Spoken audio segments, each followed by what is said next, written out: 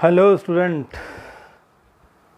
nuclei and atoms continue short questions and very important questions.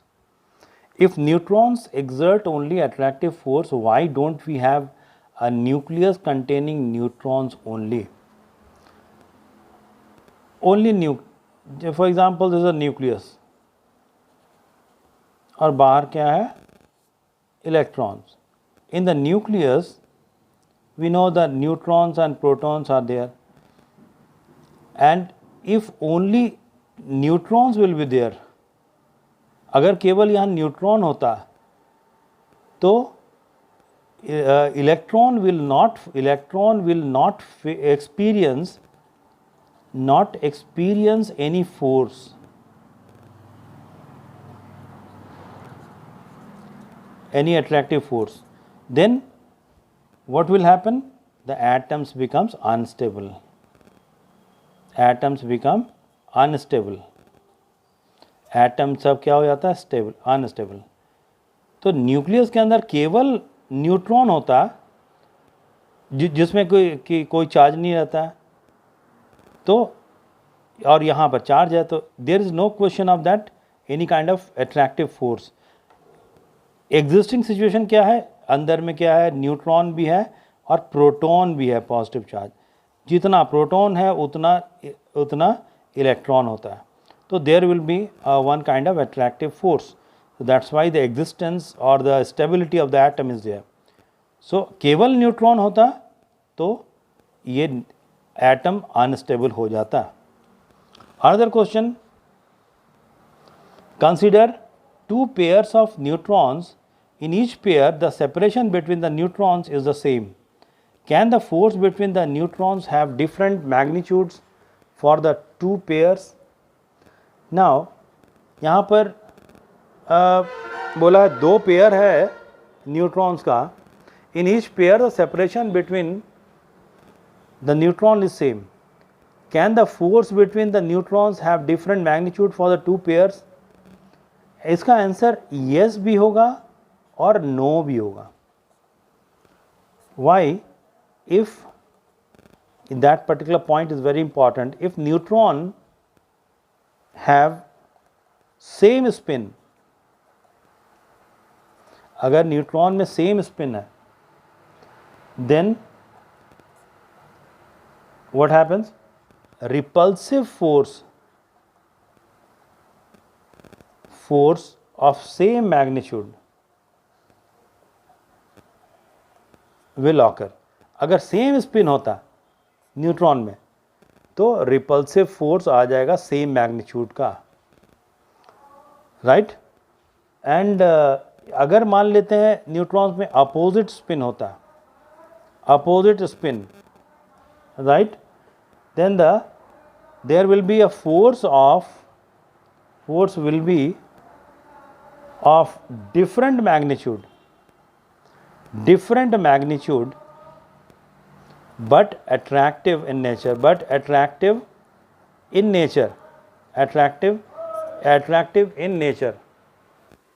जैसे यहाँ पर ये स्पिन ये इलेक्ट्रॉन स्पिन कर रहा है, ये हम देख रहे हैं. यहाँ इसका मिड पॉइंट है. ये दो मान लेते हैं, दो न्यूट्रॉन है, and if the spin is in the same spin, means इसका स्पिन अगर सेम है, means अगर ये क्लॉकवाइज है तो क्लॉकवाइज, एंटी क्लॉक है तो एंटी क्लॉक, सेम स्पिन. अगर सेम स्पिन होगा there will be a repulsive force of the same magnitude. लेकिन अगर अपोजिट स्पिन है, अपोजिट, एक इधर घूम रहा है, एक क्लॉकवाइज, एक anti clockwise, opposite spin, then what happens? The force will be of different magnitude but attractive in nature. So diagrammatically इसको बोल सकते हैं, ये न्यूट्रॉन है, सेम स्पिन, मान लेते हैं ये घूम रहा है ऐसे, मीन्स एंटी क्लॉकवाइज, और ये भी anti clockwise. then there will be repulsive force of the same magnitude. अगर यहाँ पर इसका स्पिन अपोजिट है, एक ऐसे घूम रहा है और एक ऐसे, spin, opposite spin, then there will be attractive force of different magnitude.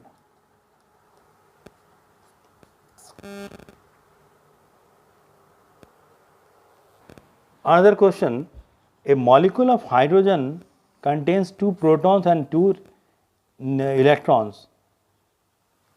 The nuclear force between the 2 protons is always neglected while discussing the behavior of the hydrogen molecule Y. अब न्यूक्लियर फोर्स जब आता है, nuclear force कहाँ पर applicable होता है? Femtometre में, up to the measurement of femtometre means 10⁻⁻15 metre, इसको फर्मी भी बोलते हैं। यहीं पर ये अगर डिस्टेंस न्यूक्लियॉन्स का 10⁻15 मीटर है, then it is applicable and experienceable. अगर डिस्टेंस इससे बड़ा है, जैसे हम लोग मॉलिक्यूल्स के बारे में जब डिस्कस करते हैं, one molecule another molecule, then the distance between them is much larger than this, that is of the order of angstrom 10⁻10 metre, इस ऑर्डर का होता है। तो हम लोग इसीलिए न्यूक्लियर फोर्स को बिटवीन द प्रोटॉन्स नेग्लेक्ट करते हैं। So our measurement is up to the this particular 10⁻10 metre.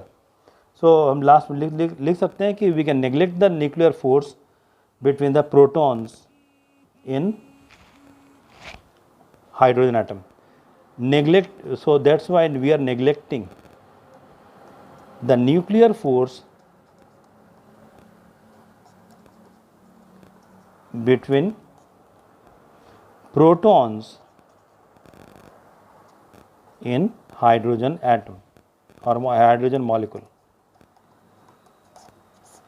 क्योंकि ये डिस्टेंस जो है हम लोग रेस्ट्रिक्ट कर देते हैं 10⁻15 मीटर। ये इससे बड़ा ये वाला होता है, ये इतना छोटा में it is very difficult to get the attractive और द अदर रिपल्सिव फोर्स। लेकिन ये न्यूक्लियर फोर्स है, इससे छोटा होगा अगर डिस्टेंस, तभी ये फोर्स न्यूक्लियर फोर्स उस पर लगेगा।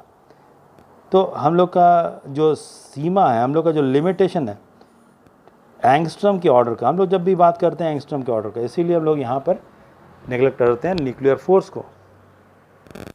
Another question, it is easier to take out,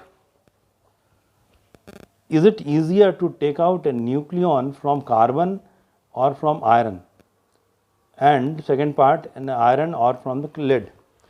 हम एक न्यूक्लियस से हम न्यूक्लियॉन को ले रहे हैं, निकालना चाह रहे हैं, तो कौन सा न्यूक्लियस ज़्यादा स्टेबल है? Nucleus is more stable if it's a binding energy per nucleon, B by nucleon, इसको क्या बोलेंगे? बाइंडिंग एनर्जी पर न्यूक्लियॉन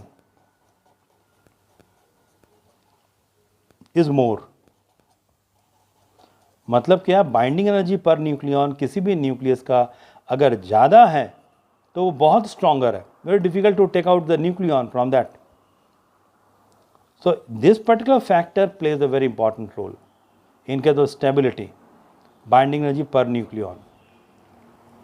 तो यहाँ पर आपका आयरन जो है, आयरन उसका बाइंडिंग एनर्जी पर न्यूक्लियॉन बहुत ज़्यादा होता है in comparison to other your lead और कार्बन। आयरन का सबसे ज़्यादा होता है, इसीलिए बहुत डिफ़िकल्ट है, it is next to impossible to take out the nucleon from the iron, right? So it is very difficult to take out nucleons from it. So very important point, जिसका binding energy पर nucleon सबसे ज़्यादा होगा वो बहुत strong, बहुत stable nucleus है, right? Another question, suppose we have 12 protons and 12 neutrons. We can assemble them to form either a magnesium nucleus or two carbon 12 nuclei, in which cases more energy will be liberated. तो यहाँ पर जिसका binding energy पर nucleon ज़्यादा होगा उस case में energy ज़्यादा लिबरेट होगी। तो यहाँ पर हम लोग देखेंगे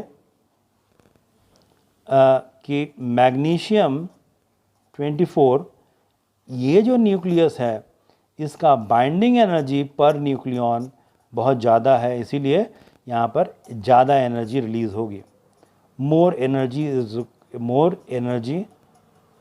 विल बी रिलीज्ड।